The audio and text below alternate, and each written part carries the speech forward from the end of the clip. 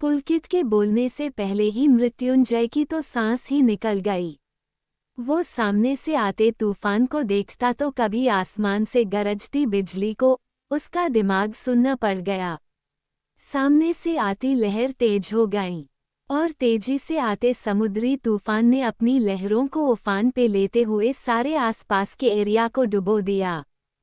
समुद्री तूफान से उठती लहरों ने पुलकित की चीख निकाल दी।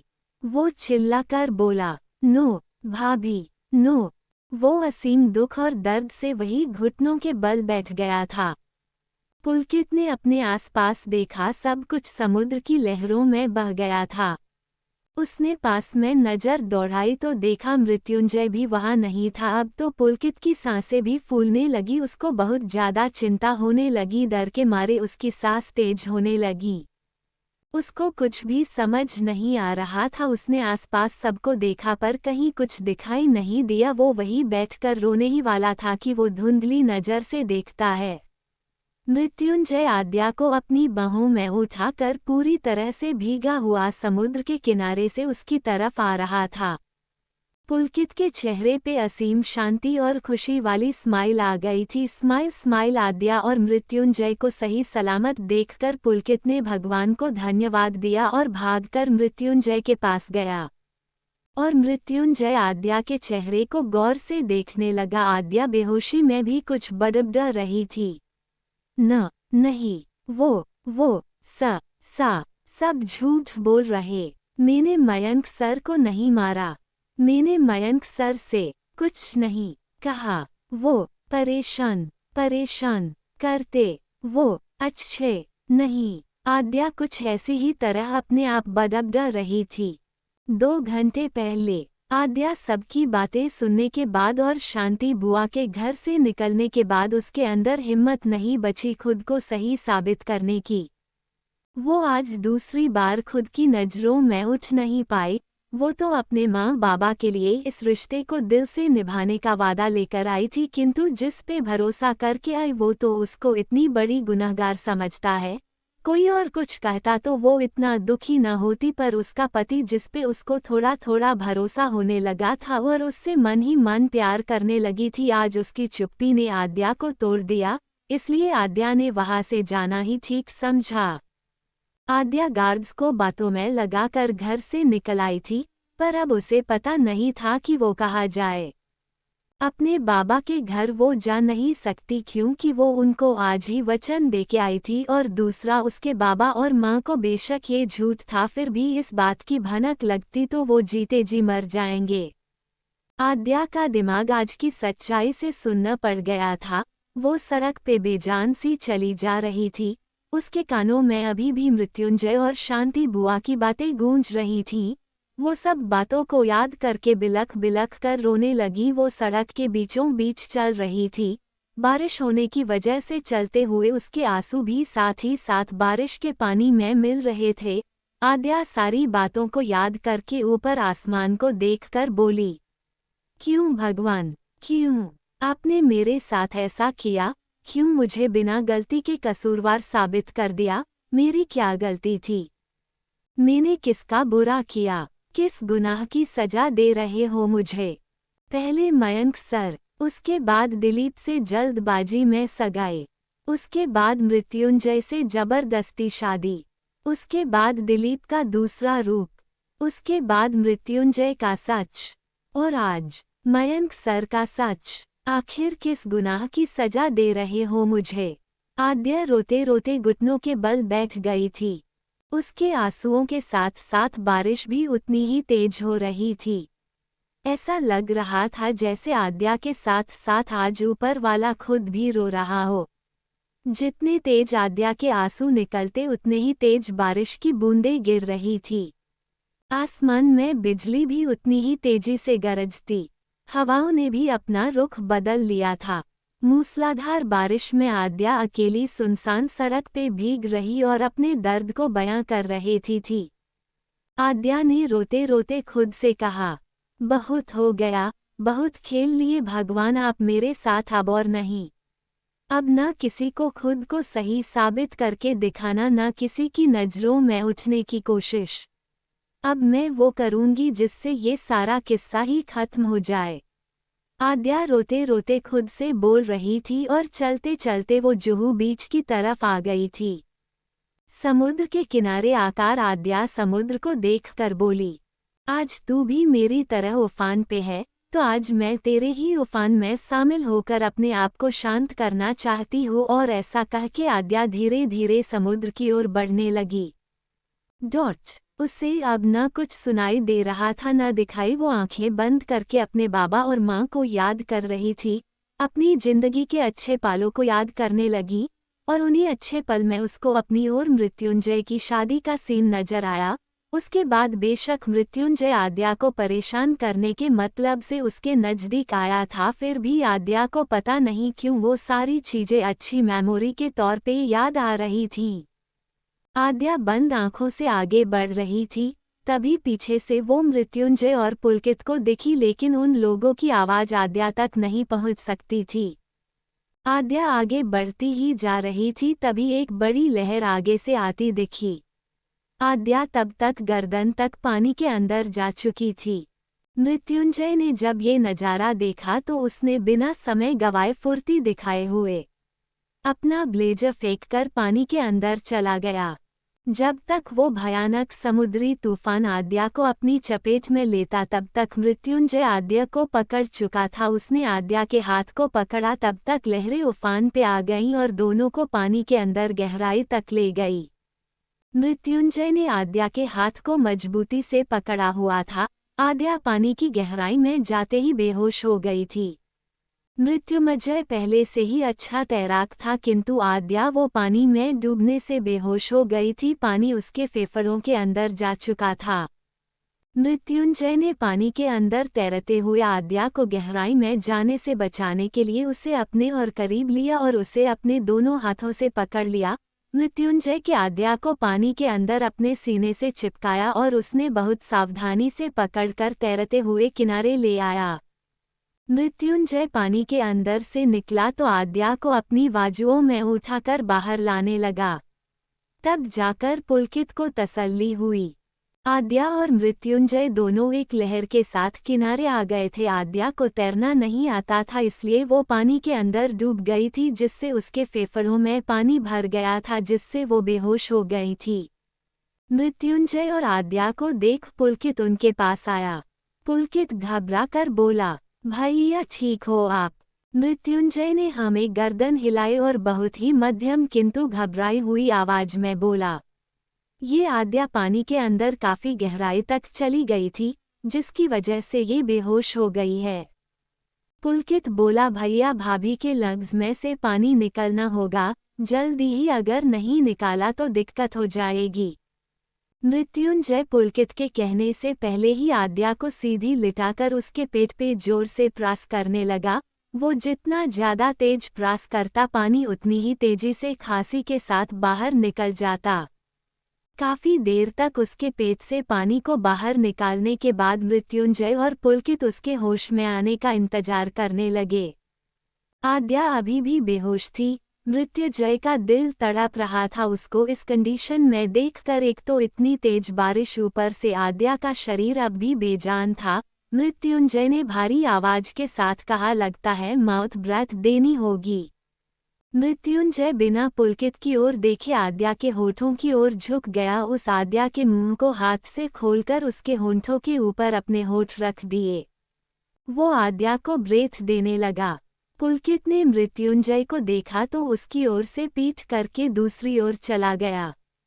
आद्या को काफी देर तक ब्रेथ देने के बाद भी वो होश में नहीं आई। आद्या बेहोशी में भी कुछ बड़बड़ रही थी, जिसको सुनकर मृत्युंजय के चेहरे पे शिकन आ गई। वो अभी भी बेहोश थी।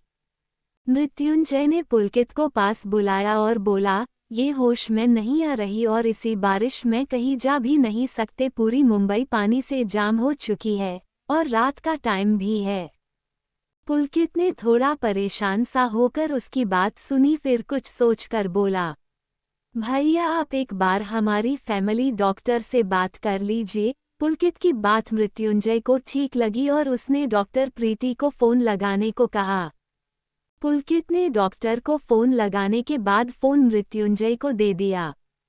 मृत्युंजय ने डॉक्टर को हेलो बोला और सारी बात बताई।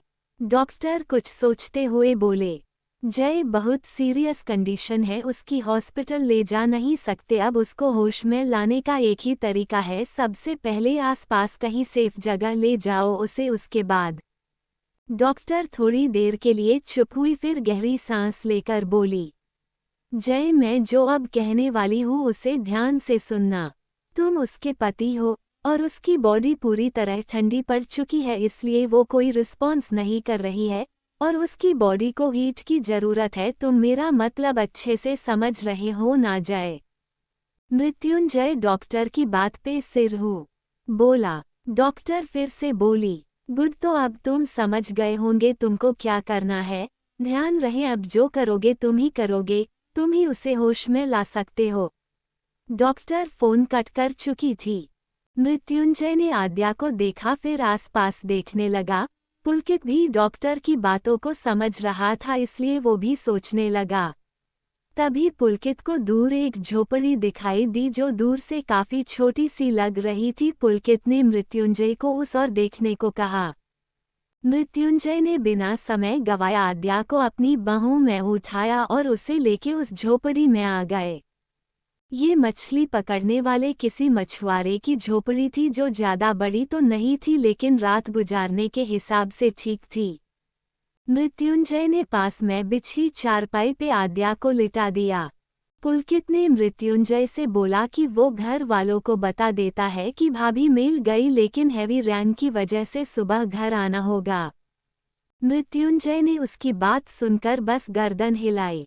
चेतावनी, वार्निंग साइन, फायर। आज का पार्ट ब्लाइंड बैड सीन है, अगर किसी को दिक्कत हो तो आज का पार्ट रीड ना करे। शब्दों की सीमाएं पार होंगी और आद्या और मृत्युंजय भी सीमाएं तोड़कर एक होंगे, तो आज का पार्ट जिनको गलत लगे वो पहले ही ना पढ़े। ब्लाइंड बैड सीन है तो सब कुछ ब्लाइंड ही होगा, तो बताना मेरा काम था।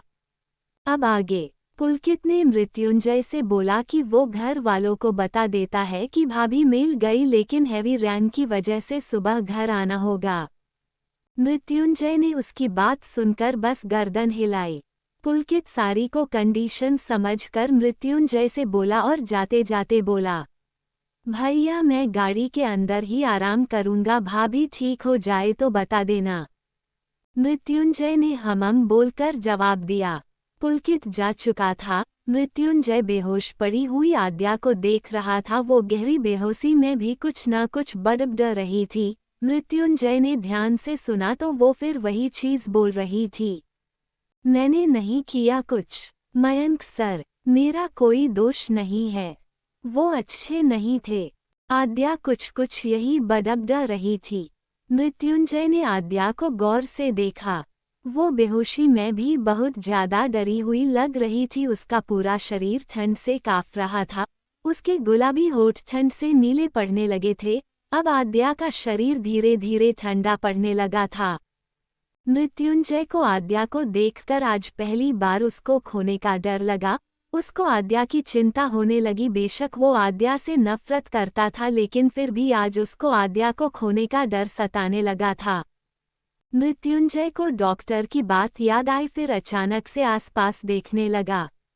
पास में कुछ लकड़ियां पड़ी हुई थीं। मृत्युंजय ने उनको देखा और तुरंत उनके पास जाकर आसपास से माचिस की डिब्बी ढूंढी और लकड़ियों को कलेक्ट करके उनमें आगे लगाने लगा। आग अच्छे से जल गई। तब उसने पास में रखे कपड़ों में से एक बड़ा सा कपड़ा लिया, साथ में एक ब्लैक कलर का कंबल निकाला और उसे पहले थोड़ा गर्म करने लगा। थोड़ी सी हीट से ही कंबल गर्म हो गया था।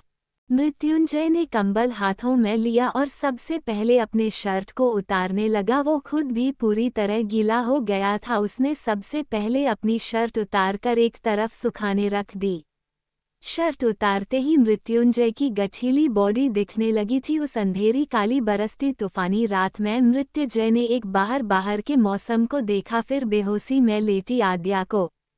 मृत्युंजय खुद से मन ही मन बोला, सॉरी आद्या, आज मैं तुम्हारी बेहोशी में वो करने जा रहा हूँ जो मैं तुम्हारे होश में होने पर कभी सोच भी नहीं सकता था ऐसा करने के बारे में। फिर ऐसा करना तो बहुत दूर था, पर आज मुझे ये करना ही होगा। ये करना जरूरी है तुम्हारी जान बचाने का। अब कोई दूसरा जरिया नजर नहीं आ रहा। इस तूफानी रात ने मुझे मजबूर कर दिया है। मृत्युंजय ने आद्या को देखा और गहरी सांस लेकर बोला, सॉरी पेंसिव फेस, डेडपैन फेस। और नीचे झुककर आद्या के समीप आया और आद्या शरीर से चिपकी हुई गीली साड़ी को धीरे से उसके सीने से अलग करने लगा। हालांकि ऐसा करते टाइम उसके हाथ कांप रहे थे। वो ऐसा कभी नहीं करता। अगर आज ये हालत न हुए होते तो वो बेबसी से आद्या के शरीर से धीरे धीरे उसकी साड़ी को अलग कर देता है। अब आद्या बिना साड़ी के बिस्तर पे लेटी हुई थी। मृत्युंजय ने अपने निचले होठ को दबाया और कैप्ते हाथों से उसके ब्लाउज के हुक खोलने लगा। हालांकि वो ऐसा करते टाइम आद्या को बिल्कुल नहीं देख रहा था, बस किसी मशीन की तरह डॉक्टर के बताई बातों का पालन कर रहा था। बंद आंखों से उसे पता ही नहीं चला उसने कब आद्या का ब्लाउज उसके शरीर से अलग कर दिया था। मृत्युंजय ने हल्की सी नजर आद्या के गोरे बदन पे डाली। वो ठंड में बुरी तरह कांपने लगी थी। मृत्युंजय ने ज्यादा देरी न करते हुए आद्या के शरीर से सारे गीले कपड़े उतार दिए थे। अब आद्या बिना कपड़ों के थी, पर मृत्युंजय ने एक बार भी आद्या को नजर उठाकर नहीं देखा। आद्या अब बिना कपड़ों के थी। उसने जल्दी से गर्म कंबल को उसके पूरे शरीर से लपेट दिया और खुद भी अपने गीले कपड़ों को उतारकर कुछ दूसरे कपड़ों से खुद की कमर से बांधकर आद्या के पैरों के पास आ गया। आद्या के समीप आकर मृत्युंजय का पूरा शरीर कांप रहा था। बेशक आद्या उसे कई बार ऐसा करने के लिए उकसा चुकी थी, खुद को सही साबित करने के लिए, लेकिन फिर भी उसकी अंतरात्मा ने उसको इस चीज की गवाही नहीं दी थी, इसलिए आज भी वो ऐसा करते हुए घबरा रहा था। मृत्युंजय आद्या के पैरों को अपनी गोद में रखकर उसके तलवों पे गर्म हाथों से रब करने लगा था। वो बार बार आग के पास जाता और अपने हाथों को अच्छे से गर्म करता, फिर आद्या के तलवों में जोर से रब करने लगा जाता था। आद्या के तलवे काफी देर तक रब करने के बाद थोड़े गर्म हो गए थे। अब वो आद्या के हाथों के पंजों को भी गर्म हाथों से रब करने लगा था। हाथों के साथ साथ वो आद्या के सीने और आद्या की पीठ को रब करने लग जाता। हाथों के बाद वो काफी देर तक आद्या के सीने को रब करने लगा था। उसको ऐसा करते करते काफी देर हो गई थी। अब आद्या का शरीर भी थोड़ा गर्म होने लगा था। मृत्युंजय ने आद्या के माथे को छूकर देखा, फिर उसके हथब को टच करके देखा। अब आद्या का शरीर थोड़ा गर्म हो गया था।